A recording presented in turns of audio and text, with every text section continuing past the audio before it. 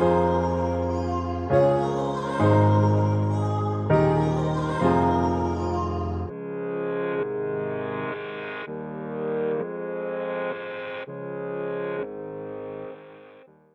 lanzo la siguiente pregunta. ¿Creen ustedes que existe sesgo de género en el mundo de la salud? La respuesta parece obvia, pero nos van a contar cosas muy interesantes. Nos lo va a contar todo la doctora María Teresa Ruiz, que es catedrática de Medicina Preventiva y Salud Pública, para la que pido un fuerte aplauso. Doctora. Le dejo ahí el mando y somos todo oídos. Muchas gracias. Bienvenida. Buenas tardes. Me quito un momentito la mascarilla para que me vean la cara, porque es difícil transmitir con la máscara, ¿verdad? Y que mantenga la atención. Ya comentaba yo que siempre me habían dicho que no aceptara nunca una conferencia después de la comida, porque la gente se duerme. Espero que les interese, ¿no? Y de esa manera pues no se duerma. Bueno, para mí es un reto hablar a una federación como esta, ¿no? de pacientes y me interesa que me entiendan y que no me malinterpreten, porque, claro, yo soy médica y a veces utilizamos una terminología que no se nos entiende. Entonces, es conveniente que pregunten, básicamente, ¿no? Para cualquier tipo de duda. Agradezco a este foro la invitación en este sentido, porque creo que para que no existan sesgos de género en la atención sanitaria, que ahora voy a contar qué es necesario que los y las pacientes tengan información, conocimiento, para poder tratar más de tú a tú, desde un punto de vista de conocimiento, a los profesionales, que sé que no es nada fácil, ¿no? Porque cuando uno va de paciente, pues digamos que el estatus es muy diferente, ¿no? Y a veces cuesta preguntar e incluso disentir de lo que está diciendo el profesional. Y a veces hace falta. Bueno, yo comencé a trabajar en sesgos de género en la atención sanitaria cuando un estudio de Estados Unidos se publicó en la revista que ven aquí, de New England Journal of Medicine. Es una revista muy importante en medicina y lo que venía a decir es que había diferencias entre mujeres y hombres en el sentido de que ante determinadas enfermedades cardiovasculares se les hacía más pruebas diagnósticas y terapéuticas a hombres que mujeres. Los números están aquí, pero bueno, a lo mejor no importa tanto, pero lo que sí que se vio es que a un total de más, como ven ahí, 50.000, casi 30.000 pacientes de dos hospitales diferentes, uno que es el de Harvard, el hospital de Massachusetts, y otro el de Maryland, pues se observó a ese volumen tan grande de pacientes que se hacía más angiografías coronarias para el mismo problema, más a hombres que a mujeres. 28% en hombres blancos respecto a 12%, casi 13%, en mujeres no blancas. O sea que había como un menor esfuerzo diagnóstico y terapéutico en mujeres no blancas. También en mujeres blancas, 16% de las hospitalizadas se les hacía, respecto al 28% de hombres blancos. Clarísimamente, aquello fue un boom dentro de la literatura científica, este artículo, porque muchos médicos protestaron, básicamente diciendo eso no puede ser, eso es debido probablemente que las mujeres no se les hace porque tienen los vasos sanguíneos más frágiles, o es posible, en fin, daban muchas explicaciones, pero los autores hicieron todos los análisis que todos esos críticos decían que tenían que haber hecho para mostrar que a igual gravedad y a igual comorbilidad, es decir, que tenían estas personas con enfermedades cardiovasculares, también tenían obesidad, diabetes, hipertensión, pues a igual de todas estas comorbilidades y a igual gravedad seguían haciéndole mayor esfuerzo diagnóstico y terapéutico a hombres que a mujeres.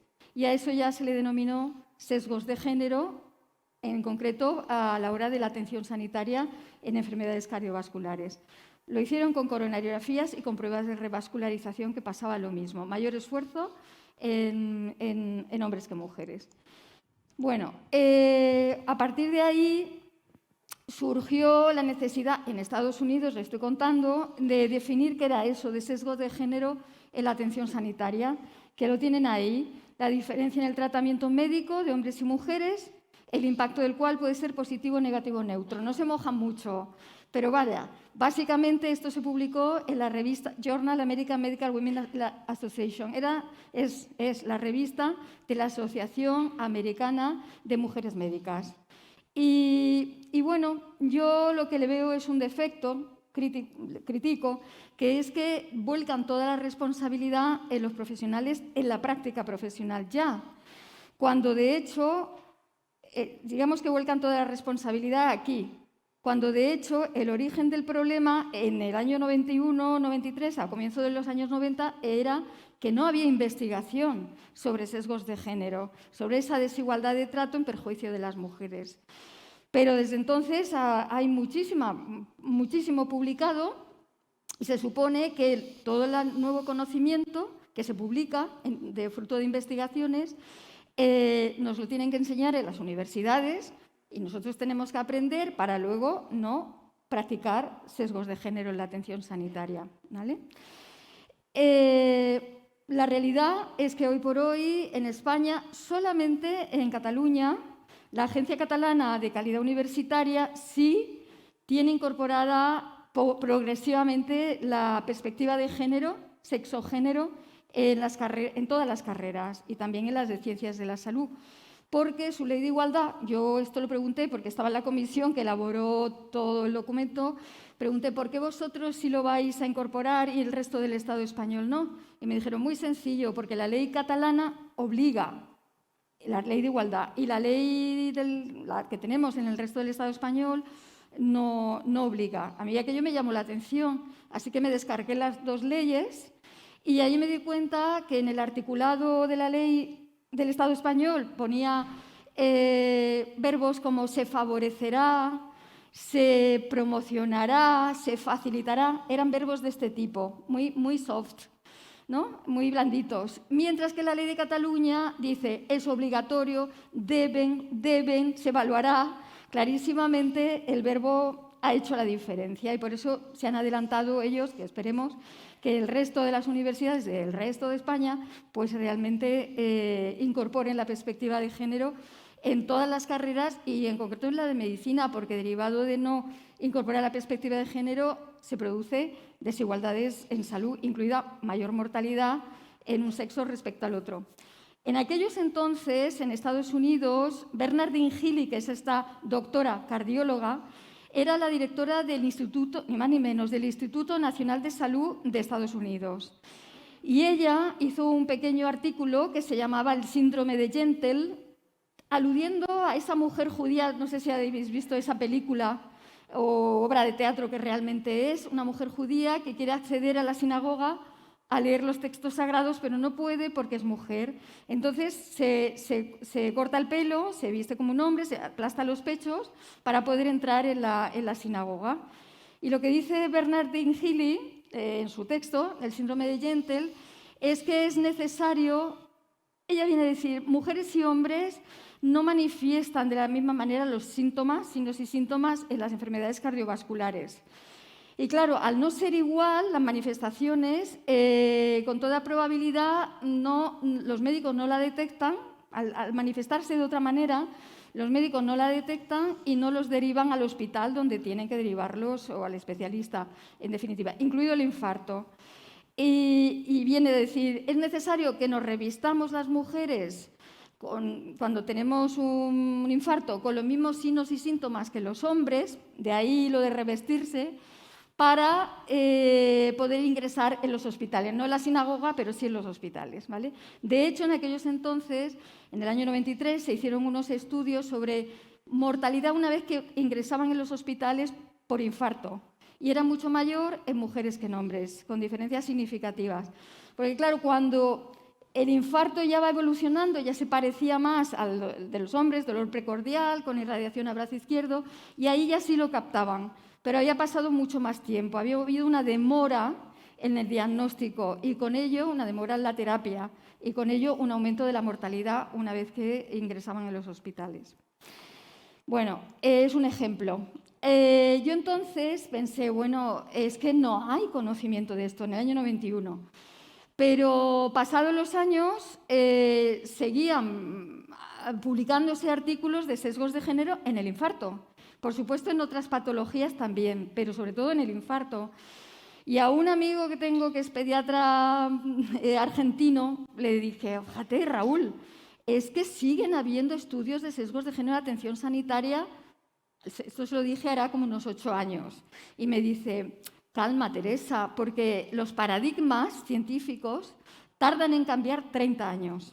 Y bueno, yo dije, vale, pues es que hay que tener paciencia, hay que publicar mucho más, para que de alguna manera los médicos apliquen, ¿no? Y no se produzcan sesgos de género.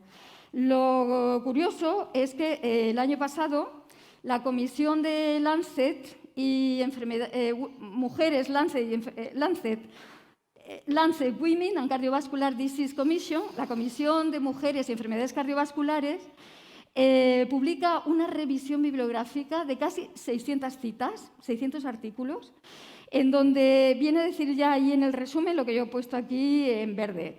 Las enfermedades cardiovasculares permanecen menos estudiadas, menos reconocidas, menos diagnosticadas y menos tratadas en mujeres que en hombres. Y ya han pasado 30 años. Porque el primer estudio que les he enseñado es del año 1991 y este está publicado el año pasado, en el 2021, justo 30 años después, se evidencian sesgos de género en las investigaciones y en la atención sanitaria en el caso de las enfermedades cardiovasculares. O sea que mal vamos. ¿Cómo se pueden producir los sesgos de género? Por una parte, se pueden producir en enfermedades que pueden ser padecidas por hombres y mujeres. Y luego, por otra parte, se pueden producir en enfermedades que solo afectan a mujeres o solo afectan a hombres, porque la perspectiva de género también tiene interés en reducir los sesgos en perjuicio de los hombres, no solamente de las mujeres. Bueno, pues en el caso de las enfermedades que podemos padecer hombres y mujeres, ¿vale? Los sesgos de género se pueden producir de dos maneras. Por una parte, por una incorrecta asunción, el médico crea, en definitiva, que mujeres y hombres somos iguales, incorrectamente, ante la exposición a factores de riesgo y sus consecuencias. Pues el tabaco, si nos afecta de igual manera o no, los tratamientos, si nos afectan de igual manera o no. Es erróneo que se acepte que mujeres y hombres respondemos de la misma manera a factores de riesgo. Por otra parte, también es erróneo creer que mujeres y hombres somos iguales en los síntomas de las enfermedades, sobre todo los síntomas precoces, pero incluso los tardíos.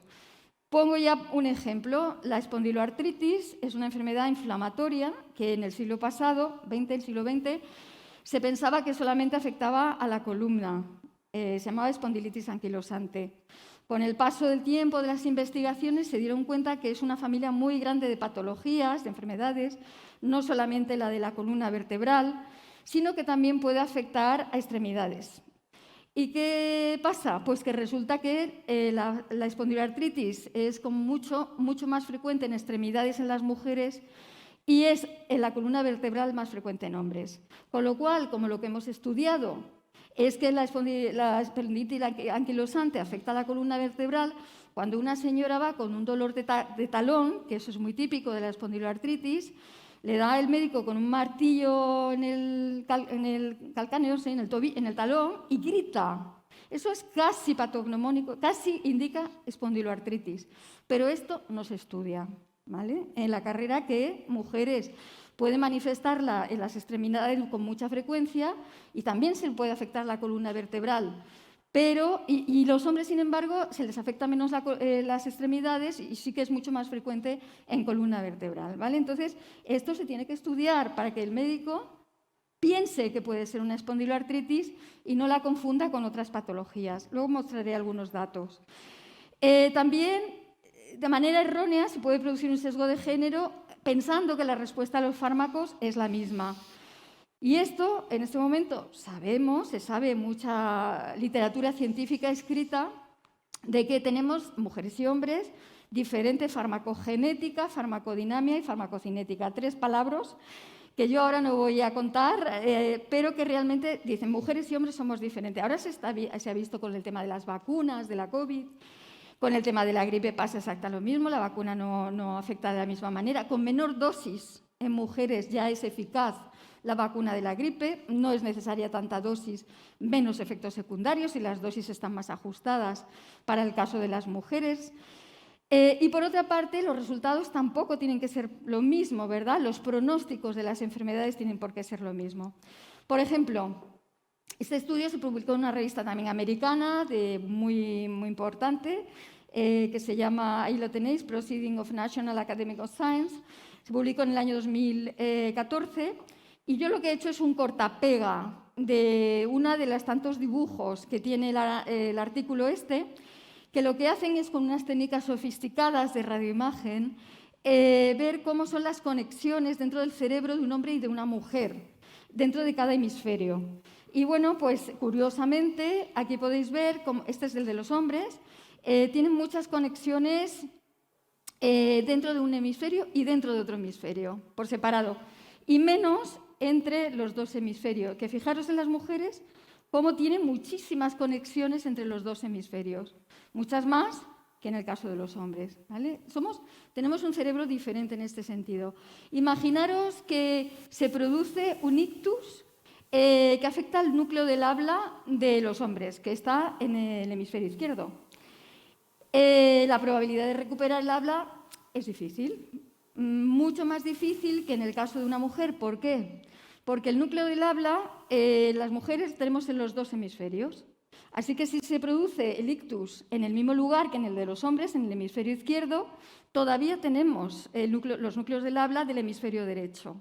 Somos diferentes anatómicamente, fisiológicamente, por todo el tema de las hormonas y nuestros ciclos menstruales y luego con posterioridad, en fin, nuestro ciclo vital en este sentido hormonal es muy diferente al de los hombres, o sea que somos diferentes fisiológicamente.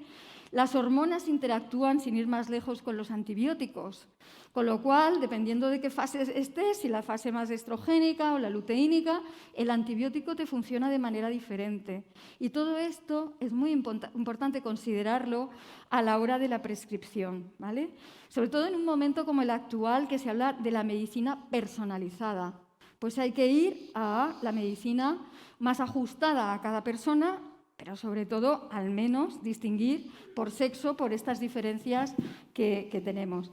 Como hay diferencias fisiológicas, igualmente que anatómicas, también las hay en la patología, a la manera de alterarse esa fisiología, que es lo que es la patología, ¿verdad? Las enfermedades.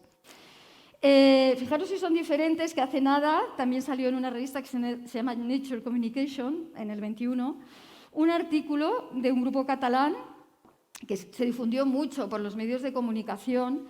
A mí me llamó la atención, ¿no? Era un fármaco que estaban estudiando para un problema ligado a la depresión y se encuentra que en los ensayos hechos con ratas, machos y hembras, los machos eliminan el miedo y en las hembras aumentan el miedo de ratas. Realmente una gran diferencia, por eso se dio tanta difusión a este artículo. Imaginaros un fármaco que si lo toma la mujer funciona de una manera y si lo toma el hombre funciona de otra manera.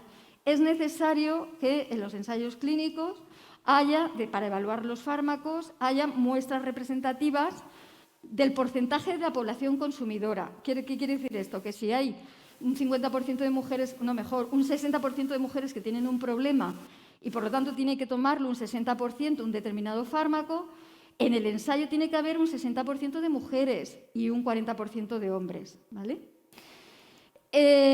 Bueno, y este es el caso paradigmático, diría yo, crítico con la investigación científica en medicina, que estábamos ya hablando del tema de los ensayos clínicos y lo habitual es que haya una muestra mayor de hombres o solo hombres y luego se infieran los resultados a las mujeres. A ver, no hay que ser críticos del todo. Si quita el dolor de la rodilla de un hombre, pues probablemente lo quite también de una mujer. A eso se le llama plausibilidad biológica. Es lógico, ¿no? Sin embargo, lo que no es igual son los efectos secundarios, debido a lo que estábamos comentando en cuanto a la variabilidad hormonal. Fijaros, este artículo, este fármaco es el ejemplo de cómo no se debe hacer. El ADI es la Viagra femenina. Se llama flibanserin, el nombre científico de la Viagra femenina. En el año 15 lo intentaron comercializar a comienzo de año en Estados Unidos, pero enseguida empezó a sonar que había reacciones cruzadas con el alcohol, cuando se tomaba flibanserin y alcohol, que bueno, es normal a la vez, ¿no? Porque si es Viagra femenina, pues igual se toma con alcohol muchas veces, ¿no? En reuniones y demás. Pero como sonaba que había reacciones cruzadas, el laboratorio hizo un ensayo clínico viendo a ver si había esas reacciones cruzadas que ya se habían evidenciado por otra vía. Y bueno, esto es una traducción de un momento del artículo publicado un poquito más adelante, donde unos autores también de Estados Unidos publican en la revista americana de Medicina Interna lo siguiente. Venían a decir, está muy bien que hayan hecho este ensayo clínico, ¿no? Para ver si efectivamente hay reacciones cruzadas entre el alcohol y el flibanserin, pero lo que no se entiende, en particular, es que el estudio de interacción del alcohol se llevó a cabo en una muestra de 25 voluntarios sanos, de los cuales solo 2 eran mujeres. Es decir, para un fármaco para resolver los problemas del deseo sexual femenino, habían utilizado, para un estudio de la interacción con alcohol, habían utilizado a 23 hombres y a 2 mujeres. Esto es mala ciencia, porque realmente hubieran debido utilizar 25 mujeres, ¿vale? Es lógico. Bueno, pues esto es lo habitual. En los ensayos clínicos, en cuanto haces revisiones de distintos fármacos, te encuentras que hay pocas mujeres en los ensayos clínicos. Algunos de la fase 2 o 3, que suelen ser unos 30 sujetos, 27, por ahí andan, te encuentras que dicen, se han incorporado a 2 mujeres. Ya quedan bien, ¿no? Hay unas recomendaciones de la Food and Drug Administration de incorporar a mujeres, pues ya han incorporado a 2 mujeres. Pero luego sigues leyendo y te dicen, casos perdidos, 3. Y tú dices, ¿serán las 2 mujeres? Porque no dicen el sexo. Con lo cual, se han quedado de nuevo, probablemente, con solo los hombres, no lo sabemos. Bueno, en Europa existe un lobby de mujeres en Bruselas intentando que la Agencia Europea del Medicamento incorpore una normativa de inclusión del sexo, género en los ensayos clínicos, pero difícil está. Bueno, realmente, ¿por qué? En definitiva, y esto es otro ejemplo, sucede que no se diagnostica en ocasiones bien. Y este es un estudio publicado en la revista de Medicina Interna de Canadá, en donde no va por sexo, aquí era en general, pero cuando les preguntan ¿por qué ustedes no derivaron, a los médicos les preguntan, ¿por qué no derivaron a cateterización a estos pacientes que tenían síndrome coronario agudo sin elevación del segmento ST, que es algo típico de las mujeres, que no suelen tener elevado una ondita del electrocardiograma en el infarto? Pues el porcentaje mayor, lo que dijeron es, no percibí suficiente riesgo, con lo cual no lo derivaron a cateterización. Esto tiene una segunda parte y es el número de personas que murieron al año, que fue superior en quienes no fueron cateterizados respecto a quienes sí. Bueno, un estudio publicado en la Universidad de Copenhague en el año 2019 en Nature Communication, ya es una buena revista. Los datos son de 7 millones de hombres y mujeres, un estudio con Big Data, que lo que hacen es mirar todos los pacientes atendidos durante 21 años en el Sistema Nacional de Salud danés. Y llegan a la conclusión de que en al menos 700 enfermedades hay un retraso diagnóstico superior en mujeres que en hombres. Yo saqué 3. En el cáncer las mujeres son diagnosticadas 2 años y medio más tarde que los hombres. En la diabetes 4 años y medio más tarde. A excepción de la osteoporosis, que es la única enfermedad de las 700 que los hombres se les retrasa el diagnóstico respecto a las mujeres, porque se piensa en osteoporosis, menopausia, pero la realidad es que 1/3 de la osteoporosis se produce en hombres, con lo cual por ahí también habría un sesgo de género.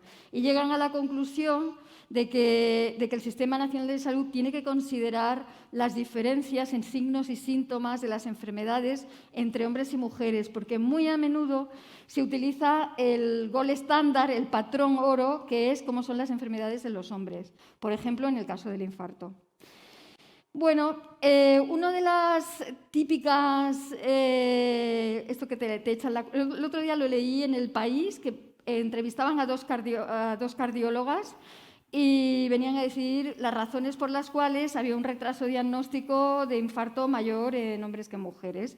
Y venían a decir, no, es que claro, son las mujeres que con la cantidad de cosas que tienen que hacer, pues recurren tarde a demandar atención sanitaria. No digo que no, pero esto es una cosa de dos actores, quiero decir, la mujer, el paciente o la paciente, da igual, el paciente y la paciente, pero por otra parte también el propio sector sanitario, quiero decir, los médicos y las médicas, los enfermeros y las enfermeras que hacen el cribaje, es decir, son personas, son profesionales. Y un problema que tienen los estudios de retraso diagnóstico, que no acabas sabiendo de quién es la responsabilidad, si de los pacientes, las pacientes o de los profesionales, es el siguiente. Normalmente en los estudios de retraso diagnóstico hay varios tipos. Uno sería desde el comienzo de los síntomas hasta que demanda atención sanitaria la persona que tiene el problema. Ahí sí que es responsabilidad de él o la paciente.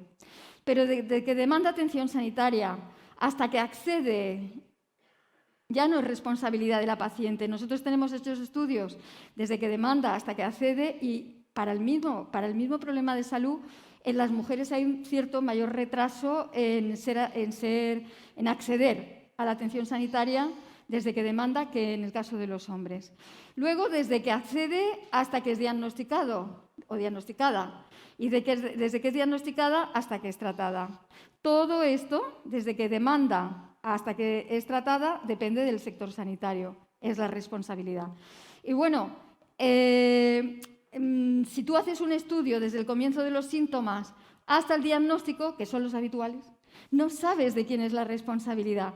Desde el comienzo de los síntomas hasta el diagnóstico, parte será responsabilidad de los pacientes, esta primera parte, pero parte será responsabilidad del sector sanitario. Pero no nos podemos, entre comillas, los pacientes no se pueden defender si no tienen datos de que, mire usted, si yo acudí al mes, luego el diagnóstico se produjo a los 7 años, el verdadero diagnóstico. Por ejemplo, en la espondiloartritis, que nosotros sí que la hemos estudiado, cuando haces un estudio desde el comienzo de los síntomas hasta el diagnóstico, te encuentras un retraso, pues aquí está, de 7 años y pico en las mujeres y 4 años y pico en los hombres. ¿Pero de quién era la responsabilidad? Pues cuando nosotros miramos por separado, que ya lo hicimos, desde que tenía el síntoma, ¿cuánto tiempo tardó en acudir a demandar atención sanitaria? Que es esta parte de aquí, de la izquierda. Prácticamente era igual en hombres y mujeres. Meses, en definitiva. Mientras que desde que fue atendido hasta que se le diagnosticó, aquí está, fueron 7 años de mediana en las mujeres y 3 años en los hombres. Es decir, la responsabilidad no es de los y las pacientes, la responsabilidad es del sector sanitario que se demore la atención sanitaria. Creo que me están diciendo por ahí que ya tengo que acabar. Pues bueno, hay un estudio que vino a abrir los ojos, es un estudio de la Sociedad Americana de Cardiología, que me pareció muy interesante, que acabo con esto, y es que hacen un estudio donde miran todas las quejas hechas por las mujeres. ¿Cómo le llaman al infarto?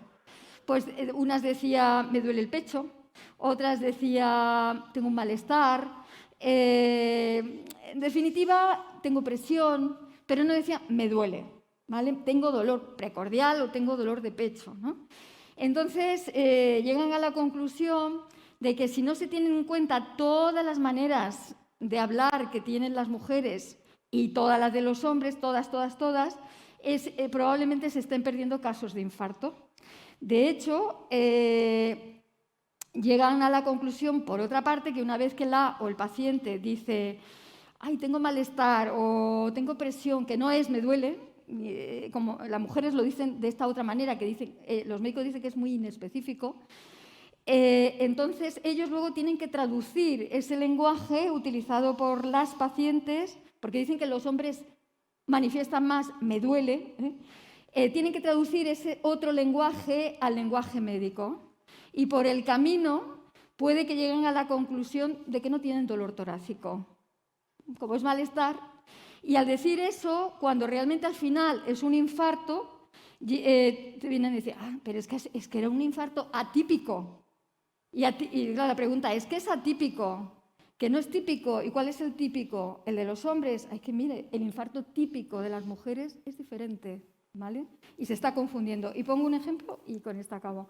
En un estudio que hizo una compañera de México, que hicimos conjuntamente, ella entrevistó a las pacientes con infarto. Y mirad, dice, yo les digo que yo no sentí.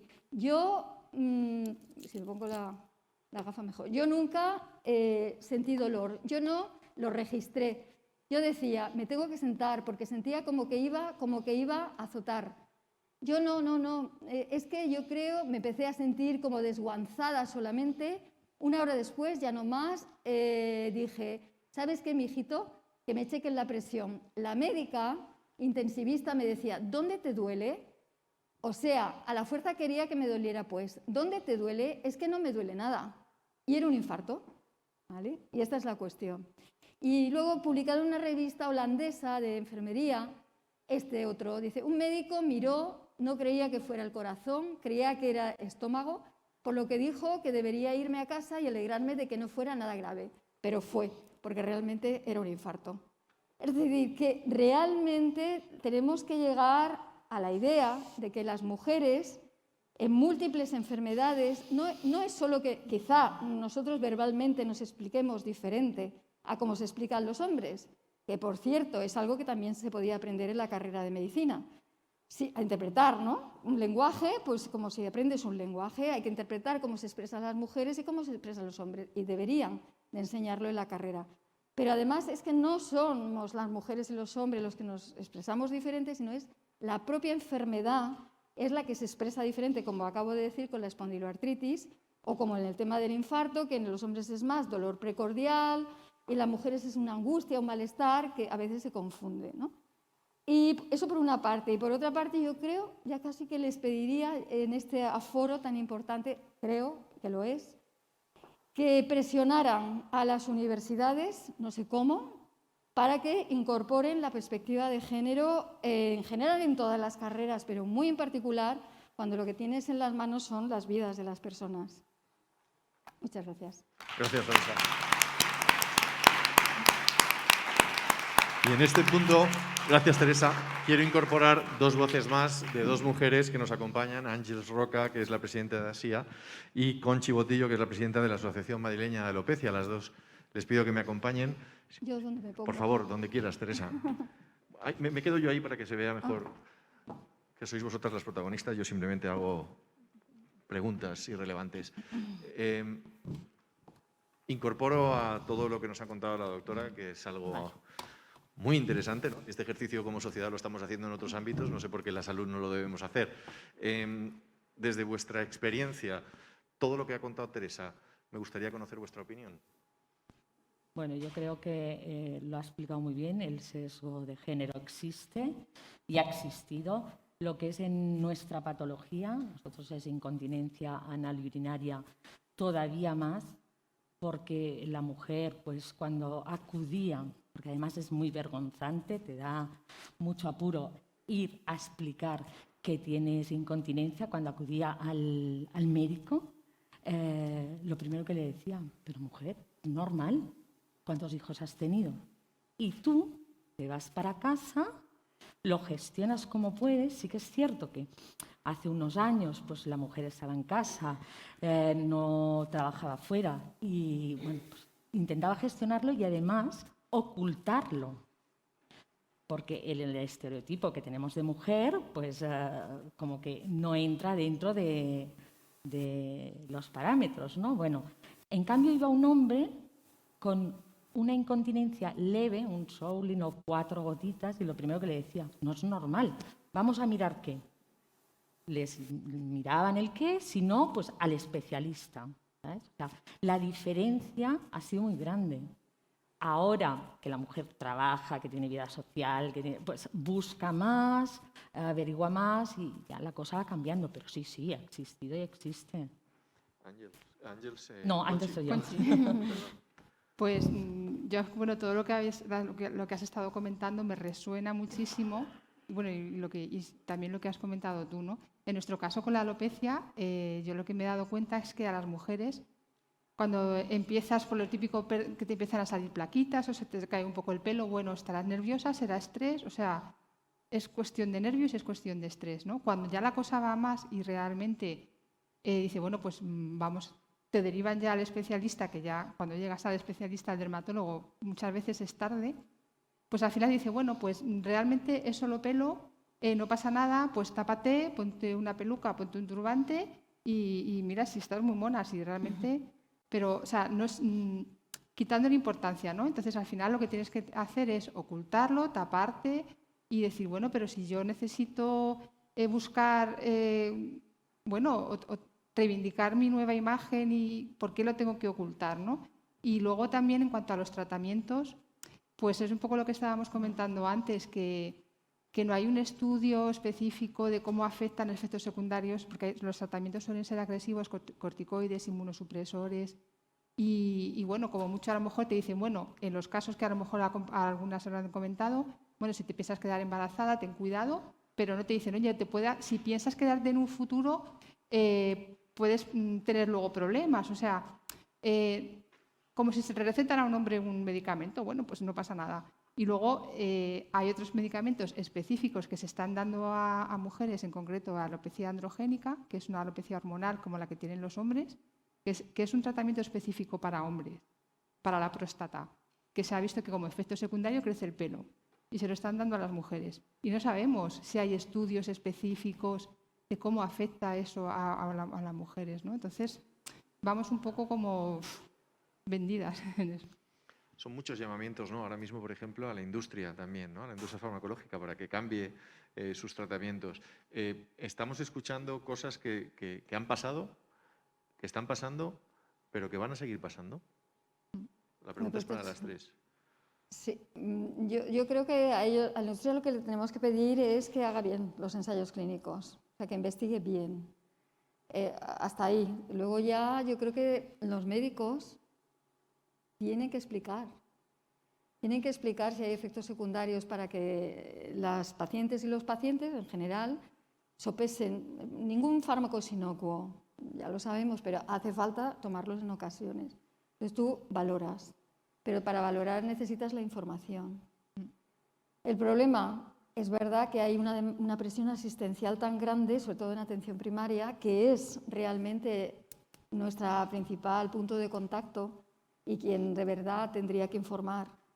Pero si hay un promedio de 4 minutos o algo así en atención sanitaria, en atención primaria, yo creo que ahí, de nuevo, los pacientes y las federaciones como esta deberían presionar para decir, no, un compañero médico me decía, pero si es que si un fontanero tarda más en diagnosticar y tratar un problema que un médico de atención primaria.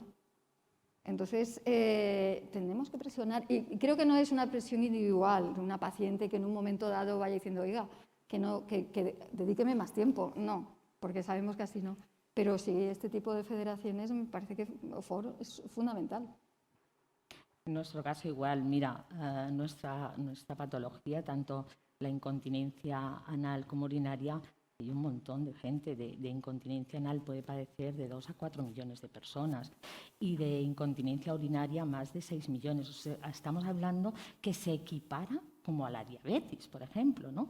Y en cambio, pues se van normalizando todas las patologías, pues el SIDA, la diabetes, la incontinencia, no, sigue siendo un tema tabú. Incluso buscando investigaciones, no hay hasta los años 90 no empieza a haber alguna cosa. Entonces, yo creo que eso pues, se tiene que cambiar desde las asociaciones. Podemos hacer muchas cosas. Yo creo que el paciente tiene que dejar de ser un paciente pasivo, que tiene que ser activo, pero no solo, junto con los profesionales. Yo creo que tenemos que ir de la mano, que tenemos que hacer un trabajo conjunto. Bueno, y el foro en este caso, o sea, que ya es un paso más, ¿no? que es la fuerza que tenemos pues para luchar, ¿no? Porque hay mucho trabajo que hacer. Aquí en España no hay mucho cultura del asociacionismo y yo creo que tenemos que fomentarla y que estamos aquí para eso, para luchar juntos. Es la única manera de dar visibilidad. Conchi. Yo, un inciso a lo que estabas diciendo de trabajar en conjunto con los médicos, ¿no? Las asociaciones con los médicos, es una cosa. Yo en un acto que acudimos, en una presentación de un libro que hacía una doctora, una dermatóloga, pues a ese acto había más médicos, había dermatólogos y tal, y íbamos personal de la asociación, no sabían que existía una asociación de alopecia. O sea, falta comunicación, no sabemos cómo acceder.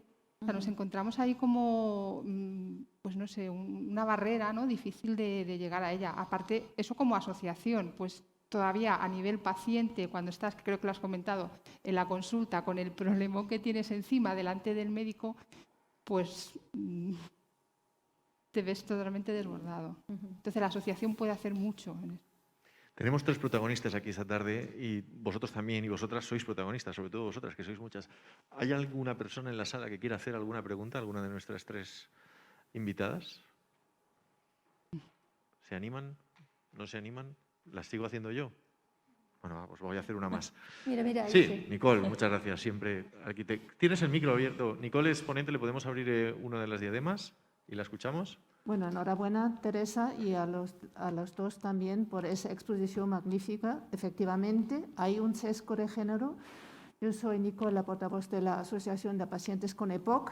La EPOC, la enfermedad pulmonar obstructiva crónica, os podéis imaginar, una enfermedad teóricamente muy masculina, lo estamos notando a diario, ¿no? Tanto en la EPOC también como en el cáncer de pulmón.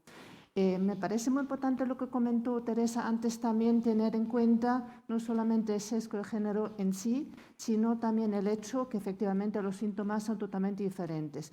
Y de eso sí que hay ya alguna evidencia científica, por lo menos en el tema de la EPOC. Hay varios estudios científicos que se acaban de publicar que efectivamente corroboran que los síntomas de la mujer EPOC son diferentes a lo que es el hombre EPOC. Y me imagino que así será también en otras patologías. Entonces, hay que trabajar en esta línea. También estoy muy de acuerdo con el tema de los ensayos clínicos. Y el futuro, el otro día hicimos un webinar por parte de lo que es nuestra asociación precisamente en este tema de sesgo de género, porque nos pareció súper importante. Y los propios profesionales neumólogos nos dijeron que el futuro pasa por tener tratamientos diferentes para lo que es la mujer y para lo que es el hombre. Y me imagino que así será el futuro o así tiene que ser el futuro. Claro que empieza por ensayo clínico, eso está clarísimo. Enhorabuena y me gustaría mantener contacto con vosotros porque es un tema súper importante y que se está tratando demasiado poco desde mi punto de vista. Sobre el tema de la EPOC, precisamente a comienzo del siglo XXI, se publicó muchísimo sobre sesgos de género en la atención sanitaria, en el sentido de que a las mujeres con disnea la diagnosticaban más de asma y a los hombres con la idea de que eran fumadores de EPOC. Y cuando aparece el espirómetro como técnica que se aplica ya más rutinariamente en atención primaria, se dan cuenta que estaba infradiagnosticada la EPOC a expensas de asma, que realmente no era en el caso de las mujeres. O sea que el espirómetro dio un paso adelante en este sentido. Sí. Pero yo acudí a una reunión, no voy a decir qué comunidad autónoma, que era de médicos de atención primaria, y bueno, comentaron con gran sinceridad que utilizaban poco el espirómetro. Y claro, llegó un momento que alguien dijo, ¿pero por qué? Si realmente se detecta mejor que es una EPOC en el caso de las mujeres. Y vienen a decir, no sé, es que como que no lo tenían incorporado en su rutina de trabajo. Lo Y sabemos. no se acordaban de los rangos de normalidad, en fin, que no lo utilizaban, pues porque no lo utilizaban, simplemente. Esto a mí me sorprendió, fueron muy sinceros, eso sí que es verdad, pero me sorprendió que habiendo una técnica tan específica que realmente diagnostica mejor, simplemente no se utilizara. Así es, efectivamente, el tema del espirómetro es tremendo. Una cosita más que creo que también afecta a muchas patologías es el tema del tabaquismo, es decir, que a nuestros pacientes, en este caso, cuando pasan por atención primaria, no se le hace el test Fagerström porque se presupone que la mujer no fuma, cuando es todo lo contrario, es decir, que realmente se ha incrementado el porcentaje de mujeres fumadores. Por lo tanto, también una serie de patologías que antes posiblemente no han sido tan prevalentes para lo que es la mujer, ¿no? Entonces, el tema del tabaquismo hay que tenerlo muy en cuenta también en este tema. Y ya me callo. Gracias. Por terminar, porque los tiempos nos ajustan, ¿creéis que la solución, como en otros ámbitos de la vida, pasa por la educación de la sociedad para que esto acabe de alguna manera y que pues, dentro de 30 años, yo espero que sea menos, no sigamos hablando de sesgo de género en el campo de la salud?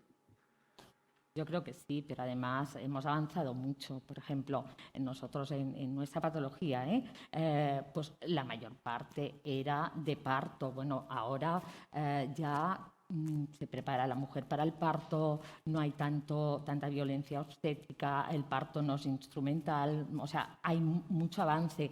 Se habla ya de la rehabilitación del suelo pélvico, la gente conoce el suelo pélvico, se tiene que trabajar en ello. Hay tratamientos, hay doctores. Aquí en España, para la incontinencia anal y urinaria, la verdad es que hay tanto doctores como equipos multidisciplinares, porque al final no es solo una especialidad, sino que toca muchas cosas. O sea, que se ha avanzado mucho y nosotros como asociación tenemos mucha suerte de tener a los doctores a nuestro lado y hacer el trabajo conjunto, junto con las sociedades científicas. O sea, que yo creo que la línea es esa, la línea es trabajar conjuntamente. Yo también sí que, bueno, es un poco eso, ¿no? Que sí que hay que partir desde educar a la sociedad, ¿no? Y de ahí ya pues ir subiendo a todos los niveles, a todos los estratos, y como has comentado, en la universidad, que también se dé. Pero sí que es cierto que por ejemplo, en nuestro caso, ¿no? Eso, educar para que no sea así, bueno, pues te tapas y ya está, no, me tapo y ya está, no, yo tengo una patología, una condición, como lo quieras llamar, una enfermedad autoinmune, y yo quiero, igual que si va un hombre que tiene un problema de alopecia, pues que me trates, pero con la misma, a ver, a lo mejor puede parecer un poco seriedad con la que estás tratando al hombre. Me dice, no, pues tápate, ponte una peluca y ya está, no pasa nada. Estás nerviosa, relájate. Yo creo que es un problema muy complejo que necesita muchas estrategias para resolver. La educación es una y el asociacionismo yo creo que es otra, que en España es verdad que comparado con Inglaterra, que bueno, allí se hacen asociaciones, hay muchísimas asociaciones que consiguen mucho de financiación y muchas tomas de decisiones desde la política.